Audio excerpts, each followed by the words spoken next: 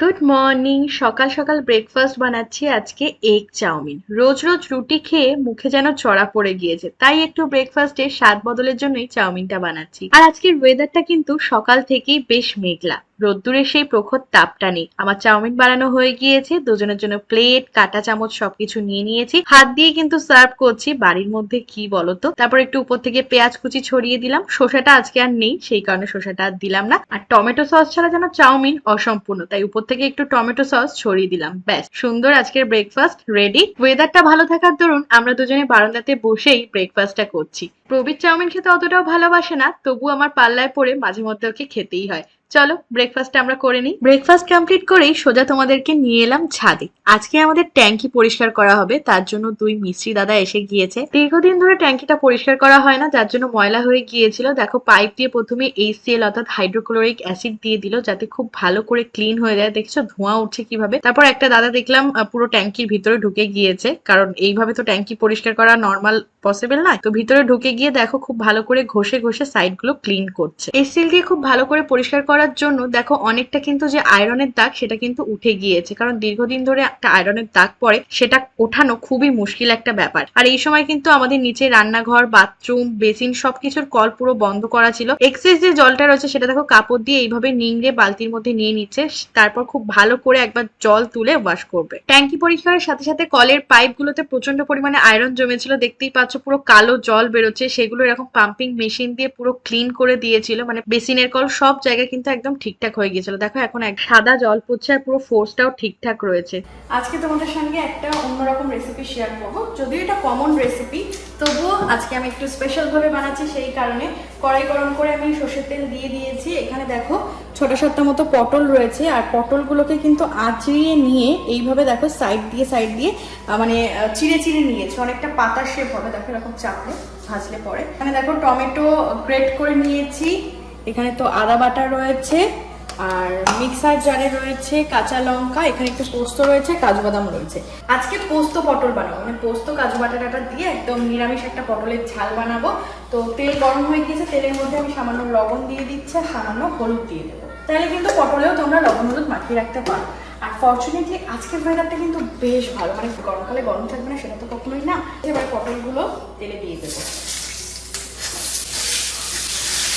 পটলগুলোকে আগে লাল লাল করে সুন্দর করে ভেজে দিতে হবে। পটলটা এদিকে ভাজা হতে থাক, ততক্ষণে আমি মশলার পেস্টটা বানিয়ে নিই। কাঁচা লঙ্কা তো রয়েছে, এর মধ্যে 2-4টের মতো কাজু বাদাম দিয়ে দিচ্ছি, 5 টুকরোর মতো কাজু বাদাম দিলাম। আর পোস্ত দিয়ে দেবো, যেরকম পরিমাণ তোমরা বানাবে সেরকম পরিমাণ দেবে। 1 চামচ 2 চামচ 2 চামচ পোস্ত দিয়ে দিলাম। এবারে অল্প পরিমাণ একটু জল দিয়ে দেবো।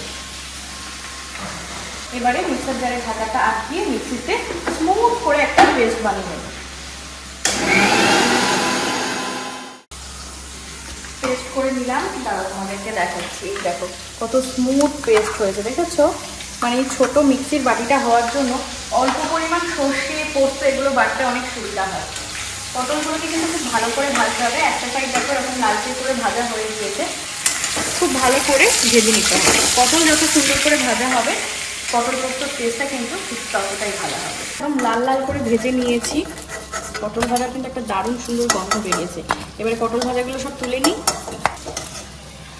নিলাম সব পটল ভাজাগুলো। কড়াইতে আমি আরেকটু পরিমাণ তেল দেবো, মানে এটা একটু তেল তেল কষা কষা টাইপেরই হবে। এবারে ফোড়নের জন্য দিয়ে দেবো একটা শুকনো লঙ্কা, আর দেবো খুব সামান্য পরিমাণ একটু গোটা জিরে। চাইলে কিন্তু গোটা গরম মশলা ফোড়ন দেওয়া যায়। এটাকে হালকা একটু তেলের মধ্যে নাড়িয়ে চাড়িয়ে ভেজে নিতে হবে। তারপরে আমি এর মধ্যে দিয়ে দেবো আদা বাটা, এরকম 1/2 চা চামচ মতো, আর দেবো টমেটো বাটা। আদা টমেটো বাটাটাকে তেলের মধ্যে খুব ভালো করে ভেজে নেবো, যাতে এদের কাঁচাতে গন্ধটা চলে যায়। মশলাটা বেশ সুন্দর করে ভাজা হয়ে গিয়েছে। এবারে আমি দিয়ে দেবো হলুদ গুঁড়ো সামান্য পরিমাণে, একটু ঝালের জন্য লঙ্কার গুঁড়ো, যদিও আমি কাঁচা লঙ্কা বেটে নিয়েছি, আর খুব সামান্য পরিমাণ একটু জিরের গুঁড়ো দিয়ে দিচ্ছি, এই 2 চিমটি মতো। যেহেতু নিরামিষ রান্না একটু তো মিষ্টি মিষ্টি করতেই হবে। চিনি দিয়ে দিই, 1/2 চামচ মতোই দিলাম। এবারে আমি পোস্ত বাটাটা দিয়ে দেবো, পোস্ত এবং কাজু বাদাম বাটাটা ভালো করে কষানো হবে। আমি মিক্সির বাটিটা ধুয়ে একটু জল দিয়ে দিচ্ছি, যাতে মশলাটা তেলের মধ্যে পুড়ে না যায় এবং অতিরিক্ত মশলাটা ওয়েস্ট না হয়। খুব ভালো করে কষিয়ে নিতে হবে যতক্ষণ না পর্যন্ত তেলটা পুরোপুরি ছেড়ে আসে।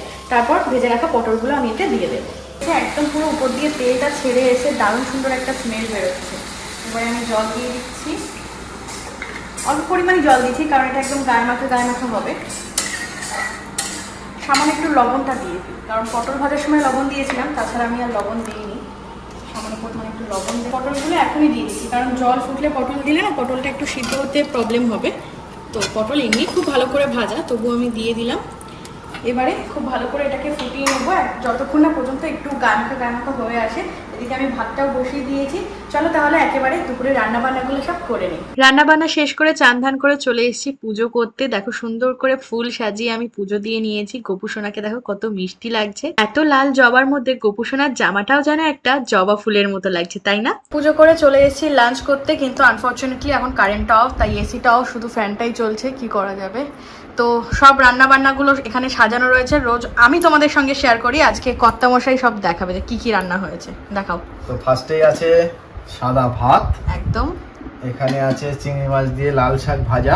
হ্যাঁ, কালকে যে লাল শাকটা আনা হয়েছিল সেটা ভাজা হয়েছে। আর এটা আছে কি দই পটল নাকি এটা? না, এটা পটল পোস্ত। পটল পোস্ত কাজু বাদাম বাটা দিয়ে বানানো। দেখো কত সুন্দর হয়েছে দেখতে। হ্যাঁ, কালারটা খুব সুন্দর হয়েছে। আর এটা দেখছি পার্শে মাছ আর আলু দিয়ে। হ্যাঁ, সর্ষে বাটা দিয়ে। এটা সর্ষে বাটা দিয়ে আলু দিয়ে ঝোল আছে। হ্যাঁ, আর এখানে আছে ডিমের অমলেট একটা রয়েছে, পেঁয়াজ কাটা রয়েছে। আর এখন যেহেতু আমের সময়, আম তো রেগুলার আমাদের লাঞ্চে ডিনারে থাকবেই। তো আম কাটা রয়েছে এখানে, একদম ফ্রিজে ঠান্ডা আম রয়েছে। আর এটা ইনি বানিয়েছে। এটা আমি বানিয়েছি। এটা কি বলো তো? এটা হচ্ছে লাচ্ছা সেমাই। মানে অনেকটা সেমাই ছিল, আমি দেখলাম ও পরে গিয়ে দুধ কিনে এনেছে, তো এটা ও বানিয়েছে আজকে। আমি যখন চান পুজো করছিলাম তখন তুমি করেছো এটা। দেখো ভাত বেড়ে দিয়েছি, শাক ভাজা দিয়ে এখন প্রবীর খাচ্ছে। শাক ভাজা যে শাকই হোক প্রবীরের অনেক পছন্দের, আর এই গরমে মানে শাকসবজি খাওয়াটাও খুব দরকার। কালকে শাকটা বেশি ভালো ছিল। হ্যাঁ, সাদা শাক না, নরম ছিল। এটা ভালো হয়েছে চিংড়ি মাছ দিয়ে। এটাও ভালো হয়েছে। চলো একটুখানি পটলের পোস্তটা একটু ট্রাই করে বন্ধুদের একটু শেয়ার করো, তাহলে বন্ধুরাও একটু ট্রাই করতে পারবে। সাইডে দিলাম। আর এই যে ডিজাইনটা কি বলে এটা? পাতা পটল। পাতা পটল একদম। একটু ট্রাই করে বলো কেমন হয়েছে গ্রেভিটা। আমি কিন্তু একদম মাখা বানিয়েছি। যদি ভালো হয় তাহলে অবশ্যই বন্ধুরা ট্রাই করবে। আজকে আমি যদিও ফার্স্ট বানালাম এই বাড়িতে। ভালো হয়েছে না? একটু কাজু বাদাম বাটা টাটা দেওয়া রয়েছে। এটা ঘিয়ের ফ্লেভার পাচ্ছি। হ্যাঁ, লাস্টে একটু আমি ঘিও দিয়েছি। তো বন্ধুরা তোমরা অবশ্যই কিন্তু এই রেসিপিটা ট্রাই করো, আর ট্রাই করে জানিও যে কেমন হয়েছে। যারা আগে বানিয়েছো তারা তো জানো কতটা টেস্টি হয়। নিরামিষ দিনে এটা কিন্তু পোলাও দিয়েও খুব ভালো যাবে। খুব সুন্দর হয়েছে, মানে পোলাওর সাথে হলে আর তো কোনো কথাই হবে না। তো চলো তাহলে আমরা লাঞ্চ করে নিই কার্টুন দেখতে। একদম। লাঞ্চ শেষ করে উঠতে না উঠতেই ফোনে কল এলো ডেলিভারি বয়ের। বললো একটা পার্সেল রয়েছে, সঙ্গে গিয়ে পার্সেলটা রিসিভ করলাম। এই যে পার্সেল, চলো খুলে দেখাই। খাটে বসে গিয়েছি, পার্সেলটা নিয়ে তোমাদের সামনেই আনবক্সিং করব। আগে কি বলতো, একটা এক্সাইটমেন্ট ছিল যে কখন পার্সেল আসবে, কখন তোমাদের সঙ্গে শেয়ার করব। তবে এখন প্রায় ডেলি পার্সেল আসছে, সেটা আমার মানে কেনা প্রোডাক্ট হোক বা পিআর প্রোডাক্ট হোক বা কোলাবোরেশন প্রোডাক্ট হোক। এটাও মামা আর্থের প্রোডাক্ট, এটাও কোলাবোরেশনের জন্য। তো আগের দিন একটা এসেছিল আর আজকে আরও একটা এসছে। সেটা হচ্ছে মামা আর্থের vitamin C daily glow under eye cream. ঠিক আছে, দেখি কেমন হচ্ছে প্যাকেজিংটা। এই যে এটা হচ্ছে ক্রিমটা। এই ক্রিমটা আর গতদিন এসেছিল ভিটামিন সি রেঞ্জেরই একটা ময়শ্চারাইজিং ক্রিম। দুটোরই আমি অনেস্ট রিভিউ তোমাদের সঙ্গে নেক্সট ভিডিওতে শেয়ার করব। তো দেখবো রেজাল্ট যদি ভালো হয় অবশ্যই তো তোমাদেরকে সাজেস্ট করবো এটা কেনার জন্য। তো এটা একটা এসেছিল, কারণ এখন তো আমি ইউজ করিনি। আর এটার দাম কত লেখা আছে, 349 টাকা। তো ভালো হলে অবশ্যই তো ভালো হবে। তো এটাই ছিল প্রোডাক্ট। আর তোমরা যদি কেউ আগে এটা ইউজ করে থাকো তাহলে কিন্তু অবশ্যই আমাকে কমেন্টে জানিও, তাহলে আমি বুঝবো যে এই প্রোডাক্টটা আসলে কতটা ভালো।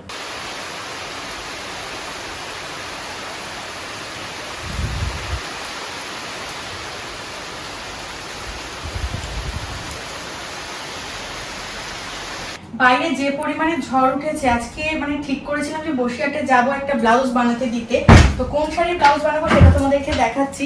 তার আগে এই যে জি বাংলা থেকে আমি বেনারসিটা পেয়েছিলাম, প্রবীরের পাঞ্জাবি এবং ধুতি, তোমাদের সঙ্গে তো দেখিয়েছি। এগুলোকে আগে আলমারিতে ঢুকিয়ে রাখি। এতদিন পুরো তত্ত্বের মধ্যেই সব লাট করা ছিল, আজকে সবকিছু আলমারিতে সুন্দর করে ঢুকিয়ে রাখি। আর হ্যাঁ, কোন শাড়িটার ব্লাউজ বানাতে দিতে যাব সেটাও তোমাদেরকে দেখাচ্ছি।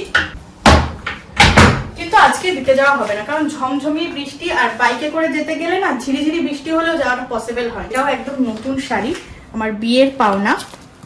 এটা ভীষণ সুন্দর দেখতে, ও হ্যাঁ বন্ধুরা, তোমাদেরকে আগে বলে রাখি যে শাড়ি কিসের জন্য, হঠাৎ করে নতুন শাড়ি নতুন ব্লাউজ কেন বানাতে দিতে যাব, তার কারণ আগামী 15 জুন প্রবীরের জন্মদিন। ইয়েস, বরকর্তার জন্মদিন। সেই উপলক্ষে নতুন শাড়ি এবং ব্লাউজ মেক করতে দেওয়া সবকিছু। শাড়িটার কালারটা পুরো দুধে আলতা কালার, আর পাড়ের কালারটা রয়েছে এরকম ভায়োলেট কালার। দেখো খুলে দেখাচ্ছি, অসাধারণ। মানে এটা পুরো ওপারার সিল্ক শাড়ি, পিওর সিল্কের মধ্যে। দেখো পাটটা গিয়েছে এরকম, অল ওভার এরকম কাজ করা রয়েছে, এবং আঁচলটা দেখিয়ে দিচ্ছে। আঁচলটা কিন্তু পুরো এরকম ভায়োলেটের মধ্যে। দেখো কতটা সুন্দর দেখতে না, মানে এটা আঁচলের পোর্শন। আর ব্লাউজ পিসটাও দেখিয়ে দিচ্ছি, ব্লাউজ পিসটা মনে হয় পুরোটাই ভায়োলেট হবে। মানে এত শাড়ি যে আমার খুলেও দেখানো হয়নি। এটাই হচ্ছে ব্লাউজ পিসটা, পুরো ভেলভেটের মধ্যে সেম ডিজাইনের মধ্যে যাচ্ছে, আর পাটটা যাচ্ছে এরকম। পুরো শাড়িটা যদি এই কালার হতো তাহলেও কিন্তু মন্দ লাগতো না, কিন্তু এই কালারটা একদমই আনকমন, না পিঙ্ক না রানী, মানে ভীষণ সুন্দর একটা মিষ্টি পেঁয়াজি কালার। খুব সুন্দর দেখতে শাড়িটা। দেখো আমি উঠে দাঁড়িয়ে ভালো করে দেখে, দেখো কতটা সুন্দর লাগছে না। আর এই ধরনের শাড়িগুলো না ম্যাচিং ব্লাউজ ছাড়া ভালো লাগে না, তো নর্মাল ভাবেই বানাতে দিতে যাব ভেবেছিলাম, কিন্তু আজকে তো যেতে পারছি না। দেখি আগামীকাল যদি ওয়েদার ভালো থাকে তাহলে বানাতে দেবো। তোমরা কিন্তু অবশ্যই জানিও শাড়িটা কেমন। আর এই শাড়িটা আমাকে বিয়েতে দিয়েছিল আমার পিসি দিদা। আমার বার্থডে আর তোমার শাড়ি সিলেকশন হয়ে গেল। হ্যাঁ কি করবো বলো, বরের বার্থডে, বরেরও ড্রেস কেনা আছে, বুঝলে তো। আমি শাড়িটা একটু খুলেই দেখাই, মানে ভাঁজ করছিলাম। এমনি তো মানে যখন ব্লাউজ পিস বানাতে দেবো সব তো খুলতেই হবে। কতটা সুন্দর দেখতে, আর পুরো মানে ভিতর থেকেই পুরো কাজটা রয়েছে। খুব সফট মেটেরিয়ালটা। শাড়িটা কেমন অবশ্যই তোমরা জানি। কবির কেমন শাড়িটা? শাড়িটা দারুণ দেখতে। হ্যাঁ কবিরেরও অনেক। কবিরের এই জামাই ষষ্ঠী নতুন জামা হয়েছে, একটা টি শার্ট হয়েছে, আবার এই পাঞ্জাবি হলো, মানে ওরও প্রচুর ড্রেসের কালেকশন হয়ে গিয়েছে। আর রিভিল করেই দিলাম তোমাদের সঙ্গে আজকের ভিডিওতে যে মানে ওর বার্থডেতে আমি কোন শাড়িটা পরছি। এটা হচ্ছে পুরো ব্লাউজ পিসটা, দেখো খুলে দেখালাম। আঁচলের কাজটাও খুব সুন্দর, খুব সুন্দর দেখে। খুলে তো ফেললাম, এবারে ভাঁজ করতে হবে। চলো ভাঁজ টাজ করে নিই, পরে তোমাদের সঙ্গে আবার দেখা করছি। বাইরে এখনো ঝিমঝিম ঝিমঝিম করে বৃষ্টি হয়েই যাচ্ছে। এখন বসিরহাটে তো যাওয়া কখনোই পসিবল না, সেই কারণে এই যে ড্রেসটা চেঞ্জ করে নিয়েছে, ছাতা নিয়ে নিয়েছি, হাঁটতে হাঁটতে যাবো সামনের একটা দোকানে। তার কারণ আমাদের মুদিখানার আটা ফুরিয়ে গিয়েছে, লবণটাও প্রায় বাড়ন্ত, চিনিটাও প্রায় শেষ হয়ে গিয়েছে। তো এই জিনিসগুলো তো আমাদের সংসারে লাগি। কালকে সকালে যদি আমার বৃষ্টি হয়, কবি যদি বাজারে না যেতে পারে, তো আমি ভাবলাম চলো দুজনে একটু হাঁটতে হাঁটতে গিয়ে ছাতা মাথা দিয়ে নিয়ে আসি। যেহেতু একদম সামনে, মানে আমাদের বাড়ি থেকে 5-7টা বাড়ি পরেই হচ্ছে মানে বাড়িতেই মুদি দোকান। তো চলো বেরিয়ে পড়ি, বৃষ্টিটা একটু উপভোগ করি। বৃষ্টি হয়ে ওয়েদারটা না পুরো ঠান্ডা হয়ে গিয়েছে। চলে এসেছি দোকানে, যেগুলো দরকার ছিল এই যে 1 প্যাকেট আটা, 2 প্যাকেট লবণ নিয়ে নিচ্ছি, আর চিনি নিয়ে নিচ্ছি। দেখি আর কিছু নেওয়া যায় কিনা। স্লাইস পাউরুটি টাটকা হবে? তাহলে দেখি কালকে ব্রেকফাস্টে যদি ডিম টোস্ট খাই তাহলে পাউরুটিও নিয়ে নিই। চলো আমি দোকান থেকে কেনাকাটা করে নিই, বাড়ি গিয়ে তোমাদেরকে দেখাচ্ছি যে কি কি কিনলাম। এই যে কেনাকাটা হয়ে গেল, চলো। আজকে রাতে খাওয়ার মতো নেই, তবে হ্যাঁ ধরিত্রীকে একটু ঠান্ডা করেছে, একটু শান্তি তো দিয়েছে। চলো চলো আজকের কেনাকাটা, 2 প্যাকেট লবণ কিনে নিয়েছি, 1 প্যাকেট আটা কিনে নিয়েছি, কারণ আটার ডাব্বা একদমই খালি। আটার ডাব্বা একদমই খালি, ঢালতে হবে সবকিছু। কালকে ব্রেকফাস্টে ডিম পাউরুটি খাবো, সেই জন্য পাউরুটি নিয়ে নিয়েছি 1 প্যাকেট। আর চিনিটাও ফুরিয়ে গিয়েছিল, চিনিটা নিয়ে নিয়েছি। আর এই দেখো মাটির এই হাঁড়িটাকে আর ফেলিনি, বুঝলে তো। এটাকে আমি পরিষ্কার করে মেজে একদম সুন্দর করে রেখেছি। এটাতে একদিন হান্ডি চিকেন বা হান্ডি মাটন বানাবো, বুঝলে তো। যদিও আমি কোনোদিনও বানাইনি, তোমরা যদি রেসিপি জানো অবশ্যই আমাকে কিন্তু সাজেস্ট করো। আর হান্ডি চিকেন বানাবো না হান্ডি মাটন বানাবো সেটাও কিন্তু আমাকে জানিও। অনেকদিন বাদে আবার আমরা দুজন এক ফ্রেমে, ফ্রন্ট ক্যামেরা এখন ফোনে ভিডিওটা হচ্ছে সেই কারণে। তো বাইরে এরকম ঝড় বৃষ্টি, তো কি করব ঠিক করে পাচ্ছি না। তো সেজন্য একটা লিস্ট করে ফেললাম কবিরের বার্থডের জন্য। কতজন হয়েছে মোটামুটি? আমাদের 25 জন মতো হলো। হ্যাঁ ওরকম 22-25 জন, মানে এবারে সেরকম রিলেটিভ কাউকেই বলা হচ্ছে না, শুধুমাত্র বন্ধু বান্ধবদের নিয়ে, তাই তো। একদম, কারণ এই বয়সে আর কি বার্থডে করা যায় বলো না। সেটাই, তবু একটা ছোটখাটো একটা বন্ধু বান্ধবের সাথে একটা গেট টুগেদার, খাওয়া দাওয়া, মজা, হই হুল্লোড় যেটাই হবে কিনা তোমরা তো ব্যাক টু ব্যাক ব্লগগুলোতে দেখতে পারবে। এখনো অনেক কিছু বাকি আছে। আর কতদিন বাকি গো? আর 6 দিন মতো, আর 6-7 দিন, মানে মোটামুটি 1 সপ্তাহ মতো বাকি আছে। তার মধ্যেই তোমরা সবকিছু জানতে পারবে। কবিরের বন্ধু বান্ধবদের তো ওর ডিপার্টমেন্ট ওর দায়িত্ব, আর আমার বান্ধবীদের আমার ডিপার্টমেন্ট আমার দায়িত্ব। যারা পাড়া প্রতিবেশী তাদের তো একটু বাড়ি যেতেই হবে, হয় না, মানে বাড়ির আশপাশে এগুলো একটু, হ্যাঁ তখন একটু বাড়ি গিয়ে আমরা বলে নেবো কাল পরশুর দিকে, তখন তোমাদেরকে অবশ্যই শেয়ার করব। তো এখন আমি কয়েকটা বান্ধবীকে ফোন করে একটুখানি নিমন্ত্রণটা সেরে নিই, কারণ একেবারে 2-3 দিন আগে বলার থেকে আমার মনে হয় 5-7 দিন আগে বলাটাই বেস্ট, কারণ সবার কাজে ব্যস্ত থাকে। হ্যাঁ, তো সেই কারণেই এরপরে মেনু ঠিক হবে, শপিং হবে, সবকিছুই তোমাদের সঙ্গে শেয়ার করব, ব্যাক টু ব্যাক তোমাদের সঙ্গে শেয়ার করতেই থাকবো। ফার্স্টেই আমার ছোটবেলার বান্ধবী সৃজিতাকে কল করছি। ভালো আছিস তো? হ্যাঁ ভালো আছি। হ্যাঁ, শুভদা ভালো আছে তো? হ্যাঁ ভালো আছি। তোর যে জন্য ফোন করলাম, আগামী 15 তারিখ মানে 15ই জুন, সামনের বৃহস্পতিবার কবির জন্মদিন। একদম একদম, মানে সবাই জানে এটা মানে জাস্ট একটা রিচুয়ালস, নিমন্ত্রণ করতে হয় তাই। তোর আর শুভদা অবশ্যই নিমন্ত্রণ, শুভদাকে তো পবিত্রা ফোন করেই দেবে। ঠিক আছে, অবশ্যই সকাল সকাল চলে আসবি, বন্ধু বান্ধবদের মধ্যে আর কি বলার। ঠিক আছে, তো একসাথে আনন্দ, খাওয়া দাওয়া, মজা সবকিছু হবে। ঠিক আছে, ঠিক আছে, ভালো থাকিস তাহলে। হ্যাঁ রাখছি, আবার পরে ফোন করবো। তো দেখলে সবাই জানে অলরেডি, মানে প্রবীরের বার্থডে, আমার বার্থডে, আমাদের অ্যানিভার্সারি, মানে এগুলো কেউ জানে না এরকম নেই। আর এই ভিডিও যেহেতু আমরা করি সেজন্য সবাই সবকিছু জানে। তো এবারে দেখি একটু মৌলিকে ফোন করি। হ্যালো, হ্যাঁ বল। ভালো আছিস তো? হ্যাঁ ভালো আছি, তুই ভালো আছিস? হ্যাঁ শোন, হ্যাঁ হ্যাঁ ভালো আছে। কাকু কাকিমা ভালো আছে তো? হ্যাঁ ভালো আছে, বল।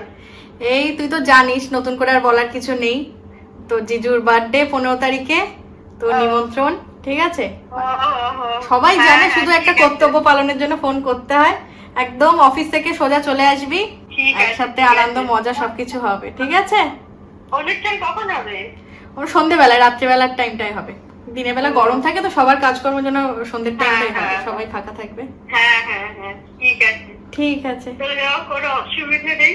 একদম একদম একদম ঠিক আছে, নে আবার পরে ফোন করবো ওখানে। হ্যাঁ হ্যাঁ হ্যাঁ ঠিক আছে। মানে সবাই এক চান্সেই রাজি, যাদের নিমন্ত্রণ করছে সবাই ফ্রি। চলো এবারে রাহুলকে ফোন করে নেই, ব্যাস আমার মোটামুটি কয়েকজনকে ফোন করা হয়ে যাবে, বাদ বাকি প্রবীরের বার্থডে প্রবীরই নিমন্ত্রণ করে নেবে। হ্যাঁ বল। ভালো আছিস তো? বাবা হঠাৎ এত সুন্দর ভাবে ব্যাপারটা কি? হ্যাঁ ভালো আছি, বল। হ্যাঁ, তোকে যে জন্য ফোন করা, আগামী 15 তারিখ প্রবীরের বার্থডে। আচ্ছা, তোর একদম নিমন্ত্রণ থাকলো, সন্ধ্যেবেলায় অনুষ্ঠান হবে, যেরকম সব বন্ধু বান্ধব একসাথে একটু দেখা সাক্ষাৎ হবে, গল্প গুজব, খাওয়া দাওয়া, মজা। ওকে ওকে, কবে যেন? 15 তারিখ মানে তোর সামনের বৃহস্পতিবারে। হ্যাঁ আচ্ছা ঠিক আছে, দেখছি। চেষ্টা করিস কাজ মিটিয়ে, তোর তো গাড়ি আছে, অসুবিধা নেই। হ্যাঁ হ্যাঁ ঠিক আছে, অবশ্যই যেন আসিস। মানে জুনের 15? হ্যাঁ জুনের 15, বৃহস্পতিবার পড়েছে। ওকে ওকে, ঠিক আছে। ঠিক আছে ঠিক আছে, ভালো থাকিস, আবার পরে ফোন করবো। হুম হুম। তো চলো, ফোনে তো নিমন্ত্রণ করা হয়ে গেল বেশ কয়েকজনের। আর আজকে এরই সাথে সাথে আজকের ব্লগটাকে এখানে এন্ড করে দিচ্ছি। আজকের ভিডিওটা যদি তোমাদের ভালো লাগে, প্লিজ কি করতে হবে, ভিডিওটা ছেড়ে যাওয়ার আগে লাইক করতে হবে, শেয়ার করতে হবে, আর কমেন্ট করে জানাতে হবে কেমন লাগলো। ইউটিউব চ্যানেলটিকে সাবস্ক্রাইব করো, সাথে সাথে ফেসবুক পেজটিকেও ফলো করো। দেখা হচ্ছে খুব তাড়াতাড়ি কালকের একটা নতুন ব্লগের মাধ্যমে। Tata, bye bye, good night.